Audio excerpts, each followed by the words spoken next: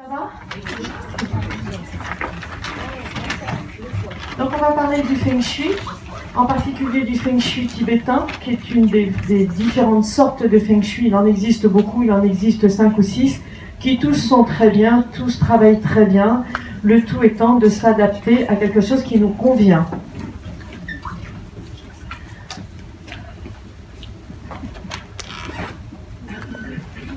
Alors je pense qu'il y en a certains ici qui connaissent déjà un petit peu le Feng Shui, il y en a certains que j'ai eu l'occasion de rencontrer en stage, en formation, différentes activités. Je crois qu'il y en a qui sont déjà venus à la conférence l'année dernière, l'année d'avant et l'année d'avant, donc, mais on va essayer de ne pas redire tout à fait la même chose. Ce que je voudrais dire en priorité, en premier, le Feng Shui, c'est une science de l'énergie. C'est une science de l'équilibre, c'est une science de l'harmonie, c'est une science du beau, de la beauté. Et en priorité, je voudrais vous dire à tous qu'il n'existe pas de mauvaise maison. On m'appelle régulièrement en me disant « je veux quitter ma maison, elle est mauvaise, on n'y est pas bien ». Ça n'existe pas, c'est faux. C'est complètement faux. Il y a des maisons qui ne sont pas travaillées, qui ne sont pas harmonisées, qui ne sont pas équilibrées, dans lesquelles on va avoir besoin de pratiquer le Feng Shui, on va avoir besoin d'amener de l'énergie, mais c'est pas pour autant que les maisons sont dites mauvaises. Moi, je vous le dis parce que j'insiste beaucoup là-dessus, parce que c'est vraiment, ça revient tout le temps. On n'est pas bien dans la maison, on ne se sent pas bien, on ne dort pas, nos projets n'avancent pas, on se dispute, on se chamaille. Ça, ce sont des signes qui disent que la maison a besoin d'être travaillée, équilibrée, harmonisée. Il y en a peut-être qui sont dans ces cas-là, dans ces cas de configuration. Et je dis tous les ans, je dis, l'humain est fait pour dormir et se reposer. La nuit, c'est la nuit qu'on se ressource et qu'on se rééquilibre. Donc si on ne dort pas, il faut vraiment se poser des questions par rapport à la maison. Voilà, d'accord ? Donc, qu'est-ce que le Feng Shui? Donc, c'est vraiment une science de l'équilibre et de l'harmonie qui va... Donc, science de l'équilibre, science de l'harmonie qui va travailler donc sur l'équilibrage de la maison avec son environnement, avec son terrain et avec les personnes qui sont dedans. Parce que c'est aussi l'équilibre entre le lieu et les habitants. Vous pouvez avoir une maison qui est parfaite, si vous avez quelqu'un dedans qui est complètement en vrac et qui est pas bien du tout, la personne va baisser la vibration de la maison. Donc je vais essayer de vous expliquer aussi ce que moi je ressens comme étant une vibration, mon ressenti à moi. Je n'ai pas la vérité ni la vérité absolue, moi je vous parle avec mes mots comme je le ressens. Je dirais pour moi la vibration d'un lieu ou la vibration d'une personne tient compte de différents phénomènes. Je dirais d'abord les phénomènes physiques, tout ce qui a trait au physique de la personne ou de l'habitat, une maison où il y a beaucoup de fouillis, qui a des formes très bizarres, ou qui est construite en bordure d'une zone industrielle ou d'une déchetterie, n'aura pas la même énergie qu'une maison qui est construite à côté d'un beau lieu, d'un parc ou d'une forêt. Ça paraît évident. Donc ça, je dirais, ce sont ses qualités physiques en premier. Ensuite, ce sont tout ce qui va concerner l'émotionnel, tout ce qui est comment on va se ressentir dans cette maison. Est-ce qu'elle est habitée? Est-ce que les gens ils sont heureux, joyeux? C'est toute l'émotion qui va se dégager. Et après, je dirais, c'est toute la dimension spirituelle. Donc l'ouverture. Est-ce que cette maison est ouverte? Est-ce qu'elle s'ouvre au monde, à l'extérieur, ou est-ce qu'elle est complètement repliée sur soi? Est-ce que les volets sont toujours fermés? Est-ce que c'est ouvert? Est-ce qu'on a envie d'y aller? Est-ce qu'on a envie de s'arrêter? Ou alors est-ce qu'on a juste envie d'y passer très très vite en se disant « Oh là là, je m'arrête pas ». Vous voyez, ça, ce sont des impressions qu'on va ressentir qui vont donner une vibration. Est-ce qu'on s'y sent bien ou est-ce qu'on s'y sent pas bien? Donc on va regarder tout ce qui fait que, je dirais déjà dans un premier temps, on va s'y ressentir bien, et puis aussi quels sont les phénomènes qui font que la vibration énergétique d'une maison a pu baisser comme les maisons sont très basses actuellement, comme on les rencontre actuellement. Alors déjà il faut savoir que dans l'ancien temps, et c'est pas si vieux, pour moi je le situe à la fin de la guerre, avant il y avait toujours un sourcier, je pense, qui passait sur les maisons et qui enlevait les influences d'énergie de l'eau. Mais je pense qu'il ne faisait pas que ça, parce que chaque fois que je regarde les maisons anciennes, et moi j'habite une maison ancienne et j'ai regardé en arrivant, Il travaillait sur l'eau sous les maisons, mais aussi sur les failles sous les maisons, et il écartait les réseaux, ce qu'on appelle les réseaux, c'est réseau Hartmann, réseau Curie, qui sont des mailles énergétiques qui sont très polluantes pour nous. Donc déjà, dans l'ancien temps, toutes nos maisons étaient travaillées énergétiquement, et aujourd'hui, on ne le fait plus. Donc les géobiologues le font, en Feng Shui, on le fait aussi. Je ne travaille jamais une maison sans commencer par travailler sa géobiologie. Donc regardez si on a des influences dans le sol, par exemple, qui peuvent nous déranger, comme de l'eau ou des failles. J'ai souvent des gens qui ont leur lit posé sur de l'eau et sur des failles, plus un croisement de réseau et plus quelquefois encore une cheminée cosmotellurique. Et après, ils ne dorment pas, donc c'est normal. Donc voilà, donc ça, il faut commencer par s'occuper de ça. Après, on va regarder aussi dans cette maison, c'est vraiment les premières choses qu'on fait pour amener l'énergie dans la maison. Déjà, amener une bonne vibration. Après, on va regarder tout de suite si on n'a pas des phénomènes, alors entre guillemets paranormales, c'est-à-dire des mémoires. On a des grosses mémoires dans les maisons actuellement. On oublie, dans le temps, ils faisaient des nettoyages de printemps. On oublie les nettoyages de printemps, on ne les fait plus. C'est pas grand-chose à faire. Il suffit de tout sortir, de laver, d'amener vraiment quelque chose de neuf, voire brûler de l'encens, faire marcher le bol tibétain, ou tout simplement laver, nettoyer au printemps, comme on faisait anciennement. Et ça suffit à chasser les énergies de l'hiver, c'est-à-dire tout ce qui s'est passé l'hiver, les énergies de la maladie, les énergies de la colère, des disputes qu'on a pu avoir les uns envers les autres, et puis aussi les quelques âmes défuntes qui sont venues se loger par là, puis qui restent et qui baissent la vibration de nos maisons. Elles ne sont pas méchantes, elles ne font pas de mal, hein. Elles sont plutôt gentilles, mais elles ne vibrent pas comme nous. Elles vibrent à un niveau beaucoup plus lent, beaucoup plus bas, et elles abaissent les vibrations de nos maisons. Donc il n'est pas bon de les garder. Donc voilà, ça sert à ça, je dirais, les nettoyages de printemps. Même chose, hein, quand les gens rentrent dans un nouveau logement, que ce soit une maison ou un appartement, avant, on le refait. On faisait des pendaisons de crémaillère. La pendaison de crémaillère est excellente. On fait beaucoup de bruit, beaucoup de tapage, beaucoup de choses, et on fait la fête, et en fait, on ramène des énergies nouvelles, des énergies de joie, de gaieté, et on chasse les anciennes énergies. C'est-à-dire qu'on ne les enlève pas, on les remplace par des nouvelles, elles s'en vont. Comme ça, on est bien. Et puis les Asiatiques font le Nouvel An chinois tous les ans. Et c'est pour les mêmes raisons qu'ils font le Nouvel An chinois, avec des dragons, des monstres qui font peur aux mauvaises énergies. Et comme ça, ils ramènent des bonnes énergies pour le printemps et on repart sur de bonnes bases. Ça, on a un petit peu oublié cette culture-là, mais nous, on l'a aussi dans notre culture. On n'a pas besoin d'aller chercher toujours à l'extérieur, en Asie et autres. On a ça dans notre culture ancestrale. Donc ce serait bien de se le réapproprier à nouveau, de ne pas l'oublier. Voilà, parce que ce sont des choses toutes simples. Donc quand on a bien nettoyé toute cette maison sur le plan énergétique et que du coup elle commence à bien vibrer, on va s'occuper vraiment d'amener un bon feng shui dessus pour y être bien et qu'elle puisse porter nos projets, qu'elle puisse porter l'amour qu'on se porte les uns aux autres et puis que souvent on oublie en cours de route. Donc on va travailler cette maison. On va d'abord regarder dans quel environnement on arrive, comment elle est située cette maison. Les maisons anciennes, elles avaient toujours des situations géographiques qui étaient quand même assez sympas. Elles étaient au bord des routes, mais c'était des petites routes où on passait pas vite, donc ça allait très bien. Depuis, les routes sont devenues beaucoup plus passantes, donc c'est un peu plus délicat à travailler.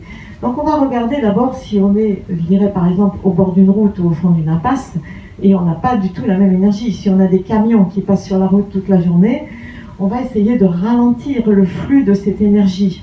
Donc on va planter des arbres, on va planter, si on peut pas, quelquefois on peut pas, c'est pas évident, peut-être qu'on va poser des cristaux aux fenêtres, on va essayer de toute façon de ramener un flux beaucoup plus lent, de façon à ce qu'on puisse voir cette maison et s'y arrêter et s'y sentir bien. Et si on est au fond d'une impasse, eh bien, on a beaucoup ça sur l'image, hein. On a beaucoup de maisons là-bas du côté de Panazol, là-haut, on a beaucoup de maisons qui sont avec des lotissements un peu anciens, avec des impasses au fond, et des maisons souvent au fond du trou. Là, on va activer avec ce qu'on peut dans les jardins. Je dirais bien, si vous avez des moulinets, si vous avez des manches à air, si vous avez des lumières, amenez toutes les lumières qu'on a actuellement. C'est facile, hein. On a plein de lampes solaires. Avec les lampes solaires, on peut faire plein de petites merveilles. Donc ramener de la lumière, ramener de la joie en fait, et ramener quelque chose qui va activer l'énergie, ce qu'on appelle le chi chez nous, activer l'énergie pour qu'elle puisse arriver jusqu'à la maison et amener de la joie sur les extérieurs. On peut même poser des lumières qui vont éclairer les maisons le soir. Et là, on sait qu'on va amener l'énergie. La lumière apporte beaucoup, beaucoup, beaucoup. Et les plantes, et après, autre chose aussi bien des moulinets. Moi, j'aime beaucoup les moulinets dans les jardins. On a un peu de mal à trouver des beaux moulinets qui tiennent bien. Ça existe surtout en industriel, on en voit, mais j'ai pas encore trouvé la bonne solution pour en trouver des très très bons. Mais on va trouver, je pense que ça va se trouver. Donc ça se regarde et ça se travaille. Comment est située ma maison? Est-ce qu'elle est bien située? Est-ce qu'elle est dans un endroit? L'idéal serait que votre maison soit située. Alors c'est ce que dit le Feng Shui. Et vous allez me dire si vous avez ça, parce que moi je ne l'ai pas chez moi. L'idéal serait que vous ayez une petite route qui arrive chez vous, mais qui ne s'arrête pas chez vous, qui continue tranquillement, que la maison soit dégagée de la route, qu'elle soit à flanc de colline, qu'elle est derrière des grands arbres pour la protéger, qu'elle ne soit pas non plus sur une hauteur en plein vent, qu'elle est devant elle un plan d'eau, ça ce serait parfait, et puis qu'elle est à sa droite des grands arbres et à sa gauche des petits arbres. Et ça on n'a pas. 98%, voilà, le château c'est parfait. Le château il a une grande allée, et pour casser la grande allée qui est rectiligne souvent, ils ont planté des grands arbres. Et là on casse l'énergie du rectiligne qui arrive sur la maison. Et comme on n'a pas, eh bien on va aménager ce qu'on a et on va faire autrement, on va créer autre chose. Donc vous voyez ça, on n'a pas ça, dans les maisons que je rencontre en Feng Shui traditionnellement, je peux l'avoir quelquefois, mais c'est assez rare. J'ai souvent des maisons qui vont être ou bien dans un creux, ou bien trop haut, ou bien dans un lotissement, avec des voisins tout autour. Quelquefois, on a les nuisances des voisins. On va les travailler aussi, les nuisances des voisins. On va mettre des murs de lumière tout autour. On va aménager des choses, on va aménager des coins, on va poser éventuellement des clôtures arborées ou avec des panneaux. Il faut reconnaître qu'aujourd'hui, on est très gâtés parce que les jardineries et tous les magasins de bricolage nous fournissent vraiment tout ce qu'il nous faut et à pas cher. Parce que souvent, il y a une croyance qui fait penser que le Feng Shui, ça coûte cher. C'est pas vrai. Moi, je fais souvent avec les moyens du bord. Quand j'en vois acheter, c'est souvent des gros pots, des pots de couleurs, des pots de fleurs, des fleurs, des plantes, quelques cristaux, mais ça va pas chercher loin. Et souvent, j'ai tout ce qu'il faut dans la maison pour travailler la maison. Simplement, c'est pas bien positionné où il faut, et puis on va rééquilibrer autrement.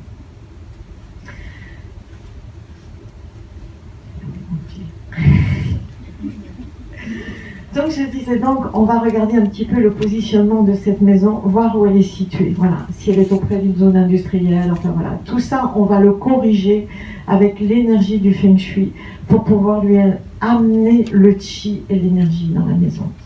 Ensuite, quand on va arriver sur la maison, je parle d'une maison, mais un appartement c'est pareil, hein, c'est à l'identique. Appartement c'est l'immeuble, ça va se travailler de la même façon.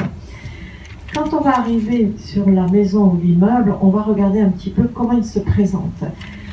D'abord, est-ce qu'on le trouve? Est-ce qu'on trouve le numéro? Est-ce qu'on voit où c'est? C'est important de trouver le lieu. Est-ce qu'on a 2 entrées ou une seule entrée? À Limoges, vous êtes les spécialistes du 2 entrées, voire 3 entrées. Ça, c'est la spécialité locale. Donc, à chaque fois, j'essaie de rééquilibrer et d'amener une seule entrée. L'entrée de la maison, c'est la bouche de la maison. C'est par là que l'énergie rentre. Il n'en faut qu'une. Alors vous pouvez avoir une entrée secondaire avec laquelle vous rentrez avec votre digicode dans le garage parce que c'est plus pratique pour la semaine. Mais il ne faut pas oublier d'activer votre entrée principale. C'est celle par laquelle vous faites rentrer votre médecin, vous faites rentrer votre facteur quand il a un recommandé, vous faites rentrer les personnes importantes. Ça c'est votre entrée, c'est celle-là. L'entrée annexe, c'est par où vous entrez tous les jours parce que c'est plus pratique avec les enfants, les courses. Mais n'oubliez pas d'activer votre entrée et surtout de la faire jolie, de faire une belle entrée. C'est pour ça que j'envoie toujours acheter des pots de fleurs, des grands pots, des pots de couleurs. J'aime bien devant l'entrée quand on peut souvent un petit peu de rouge. C'est pour l'action en fait. L'action, on dit toujours les 3 belles portes d'entrée en Feng Shui, c'est la porte rouge, la porte noire et la porte verte. La porte rouge parce que c'est l'action. C'est l'énergie qui rentre, l'énergie de production.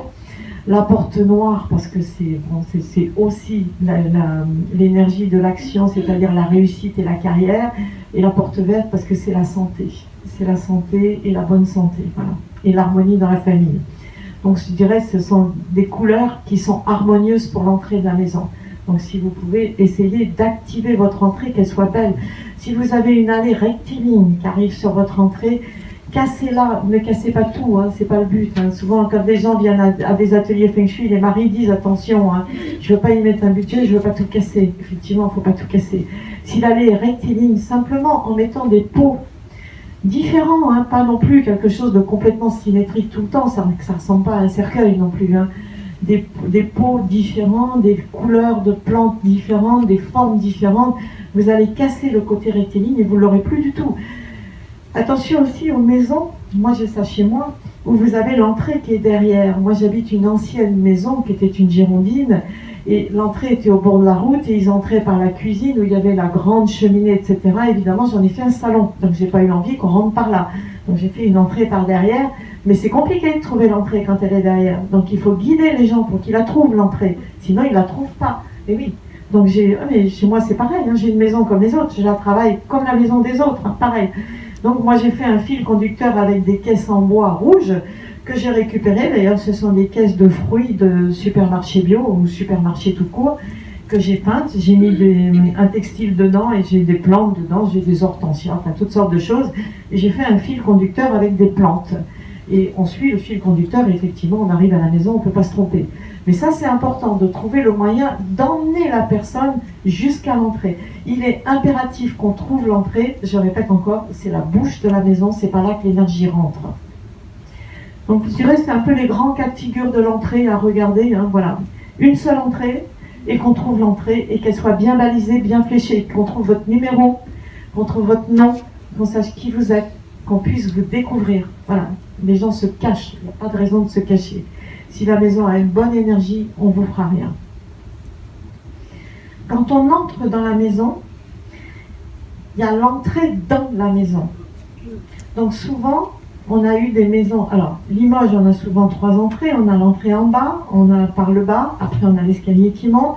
On a l'entrée en haut avec un escalier extérieur et un balcon. Puis quelquefois, on a encore une autre entrée, on ne sait pas pourquoi, parce qu'on rentre par le garage et on rentre encore par une autre entrée. Donc choisissez définitivement où est l'entrée de la maison, c'est impératif, parce qu'on va travailler l'entrée dans la maison. Si vous avez ce cas de figure-là, décidez si c'est en bas ou en haut, moi ça m'est égal. Mais il faut le choisir et le décider, c'est un choix. Dans la maison, c'est soit vous avez une entrée, soit vous n'en avez pas. Si vous avez une entrée, c'est facile. Dans les maisons anciennes, les maisons bourgeoises, à chaque fois qu'il y avait une entrée, et donc une pièce à droite, une pièce à gauche, un couloir au fond qui allait au jardin, et puis un escalier qui monte, il y avait toujours un lustre en cristal. Et ça, il y avait une raison. Ils n'étaient pas fous, ils n'étaient pas idiots. Les Asiatiques ne mettent pas de lustre en cristal, c'est pas leur culture. Mais chez nous, c'est notre culture. Et le lustre en cristal, il permet de dispatcher l'énergie pour qu'elle puisse aller partout. Pour qu'elle puisse monter, aller à droite, aller à gauche. Parce que si vous mettez rien, en général, elle prend l'escalier. C'est à peu près ça, le classique, c'est à peu près ça. Donc, on met plus souvent des lustres en cristal. Ceux qui en ont peuvent les conserver, ceux qui les aiment peuvent en mettre, ceux qui ne les aiment pas. Je vous ai amené une petite boule en cristal, j'en ai plein le stand si vous en voulez. On met dans ces cas-là une boule à facettes, tout simplement, qui va travailler énergétiquement et qui va faire le même travail qu'un lustre en cristal. Et elle va permettre de dispatcher l'énergie. Cette boule en cristal, elle nous est aussi utile parce que dans nos maisons dites modernes, souvent on n'a plus d'entrée. Et comme on n'a plus d'entrée, eh bien on se retrouve souvent, on rentre et en face, on a des baies vitrées. Et vous avez l'énergie qui rentre dans la maison et qui part dehors, elle va tout droit, elle traverse la maison et elle ne se promène pas dans la maison. L'énergie, elle doit pouvoir aller partout, tranquillement, ni trop vite, ni trop lentement. Donc si elle ne fait que traverser la maison et aller dans le jardin ou dans la piscine en face, eh bien vos chambres à droite et votre cuisine à gauche ne profitent pas de l'énergie qui rentre. Donc à ce moment-là, on va positionner une boule en cristal entre les deux et on va calmer le jeu et permettre à l'énergie d'aller circuler partout. Même chose, le cas de figure le plus basique que tout le monde connaît, mais il y en a peut-être... Non, il n'y en a peut-être pas. Il y en a encore très très très régulièrement. Je trouve souvent en face de la porte d'entrée un miroir, un grand miroir. J'en ai eu un il y a 3 jours, j'ai fait un petit article dans le site parce que vraiment, le monsieur avait fait faire un énorme placard miroir sur mesure, mais qui était immense, qui faisait 2,80 m de haut, je crois. Et quand on rentrait, on ne voyait que ça. Donc c'est-à-dire qu'on rentre, on se voit dans le miroir, l'énergie se voit et elle ressort. et la maison ne profite pas de l'énergie. Donc si vous n'en avez pas, tant mieux. Si vous en avez, essayez de les déplacer sur le côté, à droite ou à gauche, voire même là la maison que j'ai en ce cas-là, la dame a mis un rideau rouge à la place dessus pour cacher le miroir. Voilà. Mais il faut trouver une solution parce que ça c'est le cas le pire qui soit, c'est-à-dire que l'énergie rentre et elle repart. Par contre les miroirs sur les côtés c'est parfait, hein. Ça c'est parfait. Alors comme je suis dans les miroirs, je fais juste une aparté, il y a un autre endroit où le Feng Shui n'aime pas du tout les miroirs, c'est dans les chambres à coucher. Voilà. Et si vous regardez bien, dans notre culture, dans l'ancien temps, les armoires des chambres à coucher n'avaient pas de miroir. Les armoires à glace, pour moi, sont arrivées à peu près à l'après-guerre. Il y a eu un vent de renouveau, là, tout le monde a eu envie de plein de choses très nouvelles, et c'est là que les armoires à glace sont arrivées. Les armoires anciennes n'en avaient pas. On ne doit pas mettre, enfin, c'est vraiment ça, ce sont deux lieux importants, l'entrée et la chambre à coucher, pas de miroir dans lesquels on puisse se voir pendant qu'on dort. Pendant qu'on dort, on est au repos, tout se repose, et voilà, il ne faut pas de miroir à ce moment-là, c'est perturbateur pour le sommeil. C'est pas gênant, mais c'est mieux de ne pas en avoir. Par contre, s'il est bien positionné, que vraiment on ne se voit pas dedans, ça va. D'accord ? Voilà, ça c'est un... Et je dirais même, quelquefois, souvent, je le brouille un peu énergétiquement pour que voilà, son énergie ne soit pas perturbante pour le sommeil. On va même, avec l'énergie, on va lui créer comme un voile dessus, en fait, pour que ça ne nous dérange pas. Donc, quand on est dans l'entrée, on va travailler cette entrée. Alors, les gens disent souvent, mais l'entrée, on s'en fiche, on n'y reste pas. On ne fait qu'y passer. J'ai deux lieux qui sont comme ça, c'est l'entrée et la chambre à coucher des parents. On fait qu'y dormir et l'entrée, on fait qu'y passer. Et ce sont deux lieux essentiels dans la maison. Le premier, c'est l'entrée, le deuxième, c'est la chambre à coucher, et le troisième, ou le deuxième, la cuisine, le troisième, la chambre à coucher, mais c'est équivalent. Et en fait, les deux premiers, on ne s'en occupe pas. L'entrée, c'est essentiel parce que c'est par là que l'énergie rentre dans la maison. Donc ça serait bien de revisiter un petit peu vos entrées. D'abord, la porte d'entrée doit s'ouvrir entièrement. Si votre porte d'entrée bute, alors c'est souvent, hein, c'est porte-manteau derrière, c'est placard à chaussures, c'est un truc pour les parapluies, il y a toujours quelque chose qui gêne, et ça c'est pas bon. Il faut au moins qu'elle s'ouvre à 90 degrés, votre porte d'entrée. Sinon, votre énergie ne peut pas rentrer vraiment dans la maison. Et vous n'aurez qu'une fraction de ce que vous pouvez avoir. Donc pourquoi s'en priver? Autant faire les choses correctement. Donc ça, veillez aussi qu'elle s'ouvre. J'ai souvent trouvé des portes d'entrée qui n'avaient pas été ouvertes depuis 10 ans quelquefois, où les poignées sont cassées, où ça grince, où c'est dur, ou voilà, huilez, harmonisez votre porte d'entrée pour qu'elle s'ouvre bien, c'est toute l'énergie qui rentre dans la maison. Après, essayez de faire un petit coin sympa. Si vous n'en avez pas, que vous rentrez dans la maison, essayez, si vous pouvez, de mettre quelque chose qui va créer une petite zone d'entrée. Alors, il faut reconnaître qu'aujourd'hui, entre Ikea, Linea, enfin, je ne fais pas de la pub pour eux, mais entre tous les magasins, nous font tous des petits meubles faciles à poser, à claire-voie, où on peut mettre de la déco, des plantes, aussi avoir un petit coin pour poser les clés. Parce que quand vous n'avez pas d'entrée, vous êtes gêné hein, pour poser vos clés, vos manteaux, vos chaussures, on ne sait pas où les mettre. Donc, recréer un petit endroit, si on peut, c'est bien. Si on ne peut pas, vous faites au mieux. Et on mettra un cristal et on dira que ce sera très bien. Par contre, quand vous n'avez pas d'entrée, j'y viens tout de suite parce qu'après je vais l'oublier. Très souvent, j'ai pas d'entrée, je rentre et je tombe sur un canapé qui est tourné de dos. Alors je comprends bien l'esprit dans lequel ça s'est fait. Comme on n'a pas d'entrée, on a un open space là qui n'est pas très agréable à vivre. Donc souvent les gens essaient de remettre un canapé pour recréer un espace fermé, pour se refaire un cocooning. Ce à quoi ils n'ont pas pensé, c'est que quand ils ont le dos à la porte d'entrée, vous n'avez plus aucune protection sur vous, vous n'êtes pas protégé, vous n'êtes pas bien. Et souvent quand je demande qui est-ce qui se met dans le canapé, on me dit souvent que ce sont les enfants. Et les enfants ils s'allongent dans le canapé. Eux ils sont bien, ils ont le dossier qui les protège, pour eux ça va. Pour nous ça va pas. Donc ce qu'on peut faire quand on a ça, pareil, les magasins de meubles actuellement vendent tous des petites tablettes très étroites là, qui font 10-15 cm de large, sur lesquelles on peut poser des plantes, des choses, refaire une déco pour se protéger quand on est dans le canapé et qu'on soit bien, qu'on se sente protégé, vous voyez. Et tout de suite, je vous fais une aparté aussi, tout de suite, parce que de la même façon, pour les canapés, j'ai la même chose pour les lits. Quand on est dans le lit, on est bien quand on a une tête de lit. Ça paraît très simple. Il y en avait, dans le temps, ils avaient des lits en bois. Bon, ça c'est pas conseillé parce qu'ils avaient aussi des pieds de lit qui étaient trop hauts. Donc nous, on préfère une tête de lit qui soit douce et moelleuse. Alors simplement, quand on va se sentir bien, on va se sentir enveloppé quand on a une tête de lit. Tous ceux, même moi, j'en avais pas, j'en ai fait une, je le préconise, donc j'ai fini par en faire. Et je reconnais qu'il y a l'avant et l'après et qu'on est beaucoup mieux avec une tête de lit que sans tête de lit.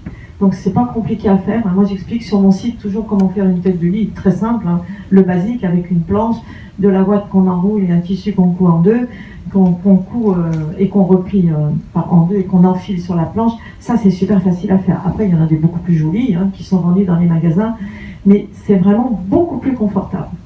Donc je reviens à mon entrée dans cette maison. Donc quand on rentre cette maison, je reviens plus sur l'entrée. Essayez de vous faire un coin entrée si vous pouvez. Si vous ne pouvez pas, vous pouvez passer au stand. On est deux. On essaiera de vous donner des idées, des suggestions. Ou sinon, vous venez faire un atelier si vous voulez aussi. Et là, on y travaillera dessus. On vous donnera des idées. Ensuite, dans la maison, le deuxième lieu qui est hyper important, c'est la cuisine. La cuisine, c'est par là qu'on va démarrer le feng shui, je dirais, tout de suite après l'entrée. Parce que c'est la source de production de notre énergie. On voudrait tous avoir beaucoup d'argent, beaucoup de réussite, beaucoup de ci, beaucoup de ça. Et on a des cuisines qui souvent sont un peu en vrac. Alors, moins depuis quelques années, parce qu'on fait des cuisines dans la pièce de séjour, donc elles sont beaucoup plus jolies qu'avant, alors qu'avant elles étaient en pièces fermées. La cuisine, il faut que tout fonctionne dans la cuisine. Que tout marche, soit en état de marche, y compris les lampes, les portes, pas de portes cassées, pas de choses comme ça, que tout soit en état de marche. Et après, on va insister aussi un petit peu sur le positionnement de la cuisine, de la personne qui fait la cuisine. Très souvent, quand vous faites la cuisine, vous tournez le dos à la porte. Et là encore, vous n'êtes pas bien. Quand vous tournez le dos à la porte, vous ne voyez jamais ce que vous avez dans le dos. Et instinctivement, vous avez toujours tendance à vous tourner pour regarder ce qui se passe. Donc, essayez si vous pouvez. L'îlot central qu'on fait actuellement est très très bien parce que justement, il permet de se repositionner face à la cuisine et face aux personnes qui sont là. Donc essayez de vous créer quelque chose pour vous repositionner face à la pièce de la cuisine.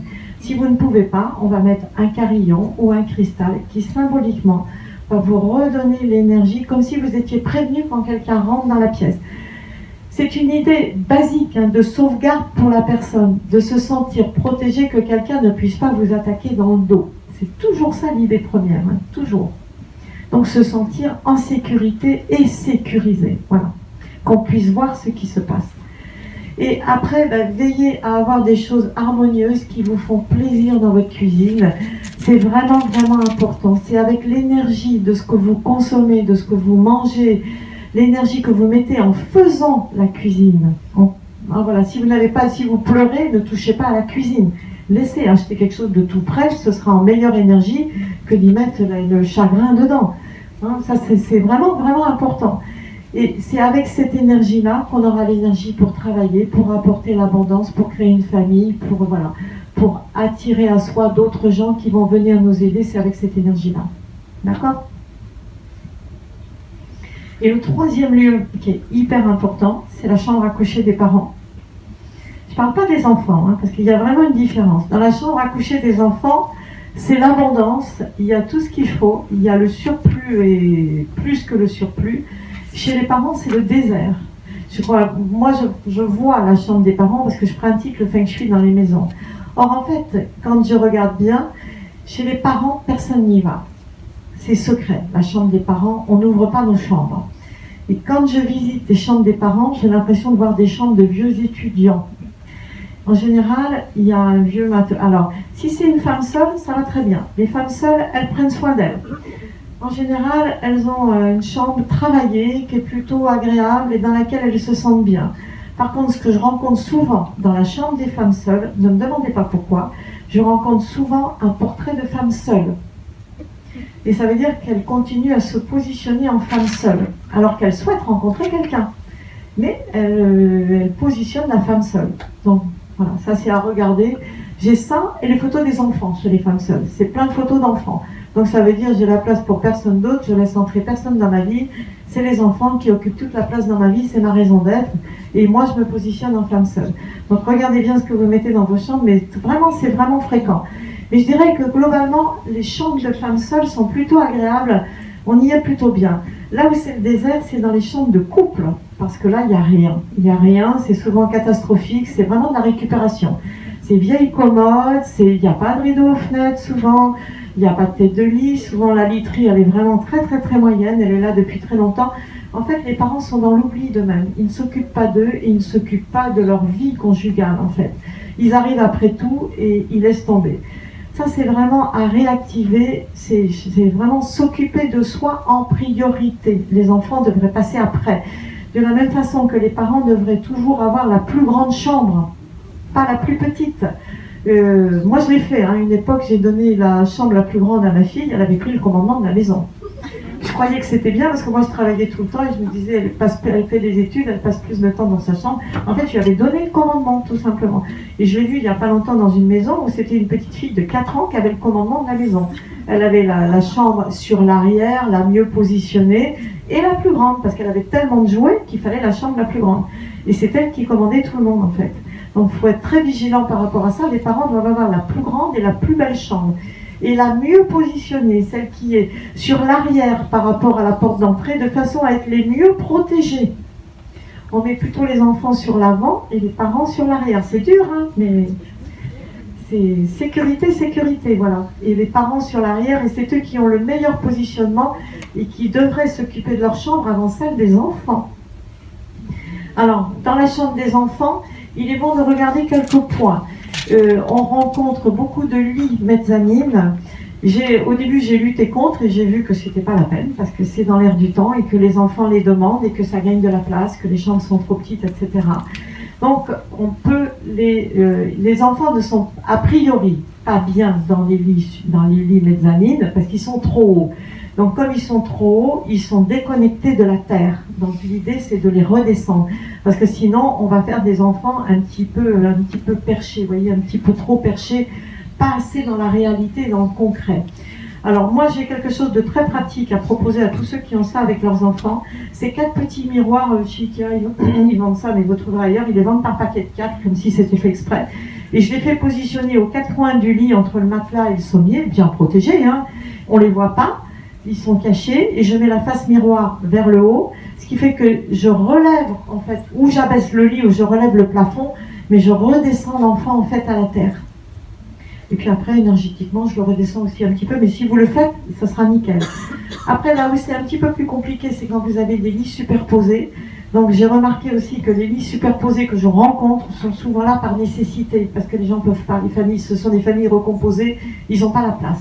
Donc ce que je fais, quand les enfants sont coopératifs, je fais créer des petites guirlandes de plumes, des choses comme ça, pour alléger l'énergie, parce que celui du dessous est écrasé par celui du dessus, énergétiquement, et celui du dessus, il est collé au plafond.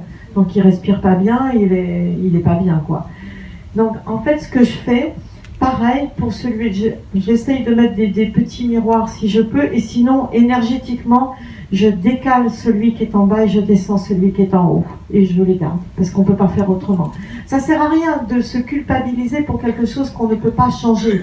On a des questions de moyens, on a des questions de place, des questions de toutes sortes de questions. Par contre, on s'aperçoit, nous, que plus on avance dans l'évolution moderne, plus nos énergies sont capables de dégager des choses incroyables il y a 20 ans ou 30 ans qu'on ne pouvait pas faire. Ne serait-ce qu'au niveau des pollutions électromagnétiques qu'on rencontre actuellement, on est capable de dégager des pollutions, des pylônes extraordinaires, alors qu'avant, on ne savait pas le faire. Donc on mettait des pierres, des choses, différentes choses qu'on peut continuer à mettre, mais on peut dégager avec nos énergies.